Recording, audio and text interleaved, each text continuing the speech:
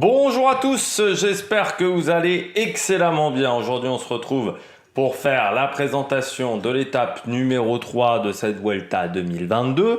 On va revenir sur le parcours du jour, on fera une présentation de ce parcours, on verra la météo et puis la stratégie possible sur cette étape. Comme d'habitude, n'hésitez pas à vous abonner à la chaîne, à réagir dans les commentaires, à mettre un pouce bleu, à partager la vidéo sur les réseaux sociaux, notamment auprès de vos proches, si vous pensez que ça peut les intéresser.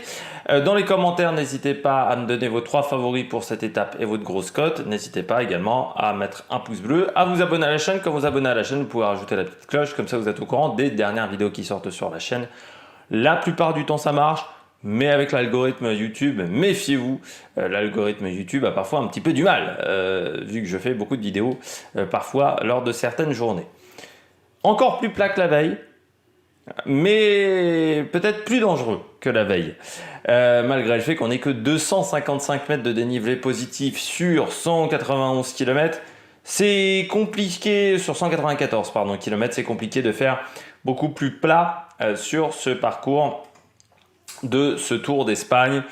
On devrait prendre la même direction que la veille, c'est-à-dire plutôt un sprint massif. Mais faire attention, le parcours n'est pas si facile que ça. Les routes seront plus étroites également que la veille. Là, on sera, l'organisateur le dit, sur une petite classique belge, des classiques qu'on peut retrouver en Coupe de Belgique. Donc faire attention avec les routes qui seront plus étroites. Le peloton devrait être plus nerveux, plus de tension. Il faudra faire attention du côté des chutes, qui devraient être également plus nombreuses. Ça va être une journée fatigante, je pense, pour les leaders.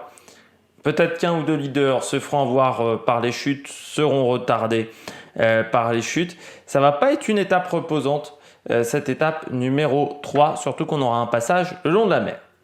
On va regarder tout de suite le profil, parce que je n'ai pas grand-chose d'autre à dire. C'est vrai que sur ce début de Vuelta, pour le moment, on n'a pas grand-chose à analyser. Le profil n'est pas totalement juste, le profil que j'ai, mais encore une fois, je l'ai pris il y a une semaine et il y a eu des petits changements de dernière minute au niveau de l'organisation. On part de Breda pour arriver à Breda, 194 km. Il y aura une difficulté qui n'est pas indiquée sur mon parcours et un sprint intermédiaire du côté de Sint-Willebrood à une trentaine de kilomètres, vingtaine de kilomètres de l'arrivée, pardon. Donc c'est une grande boucle qui passera par le nord de Breda et en fait pendant une grande partie de la journée on va longer je dirais des zones assez des canaux par exemple en début d'étape et puis ensuite on longera vraiment la mer pour revenir ensuite par les terres vers Breda. On passe tout de suite avec ce profil, donc départ de Breda, on passe à Cham, à Glisieux, Rienne, Madeux, on passe même en dessous du niveau de la mer à Zevenard. On arrivera le long de la mer à partir de Figenaert.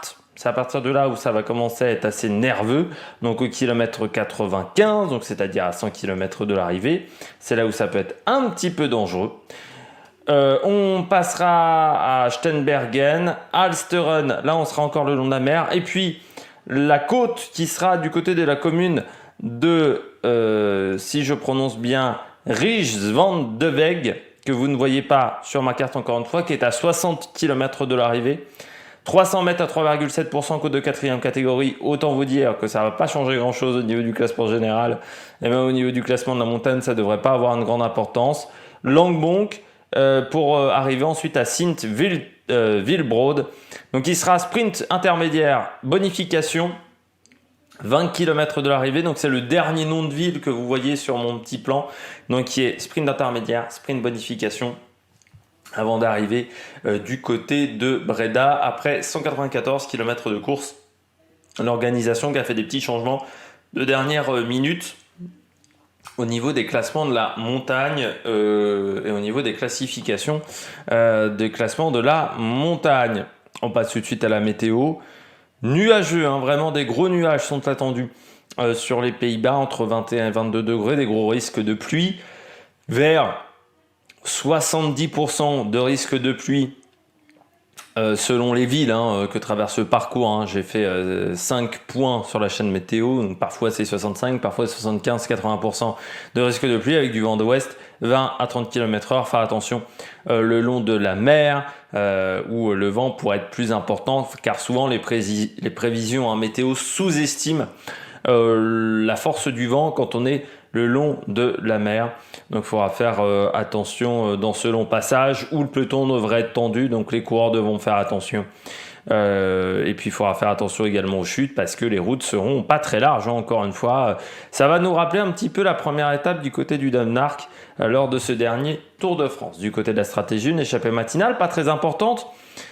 Pourquoi? Parce qu'il n'y a pas grand chose à se mettre sous la dent, que le sprint intermédiaire est très très loin après le départ, est très proche de l'arrivée même, et que la côte, c'est qu'une côte de 4e catégorie, donc il n'y a pas beaucoup de carottes. Alors les équipes espagnoles voudront se mettre en avant peut-être, mais je vois pas plus que 2 à 3 coureurs à partir dans l'échappée, et ensuite je m'attends à un sprint massif. Il faudra faire attention au vent pour les coups de bordure, mais le vent d'ouest de 20 à 30 km/h, elle sera surtout important le long de la mer. Quand on est le long de la mer, on est encore à plus de 60 bornes de l'arrivée.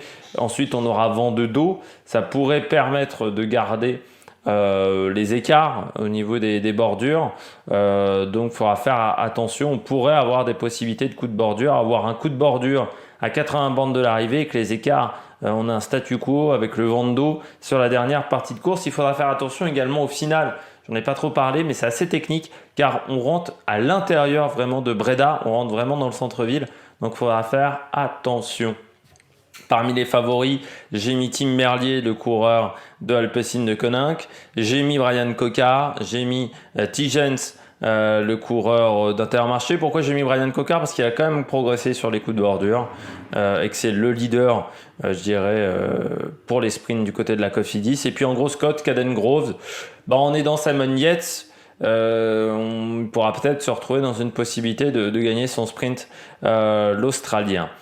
Je rappelle également que j'enregistre cette vidéo, nous sommes le vendredi 19 août, il est 14h53, c'est-à-dire que je n'ai donc pas vu encore une arrivée au sprint de cette Vuelta, mais c'est pour des questions d'organisation pour mon week-end, voilà, que j'ai décidé d'enregistrer en avance. Départ réel du côté des horaires à 12h52. Je vous rappelle que je ne donne jamais l'heure du départ fictif. Figenaert, 102 km d'arrivée. Donc à partir de ce moment-là, on aura des moments de tension pas loin du long de la mer entre 14h50 et 15h02.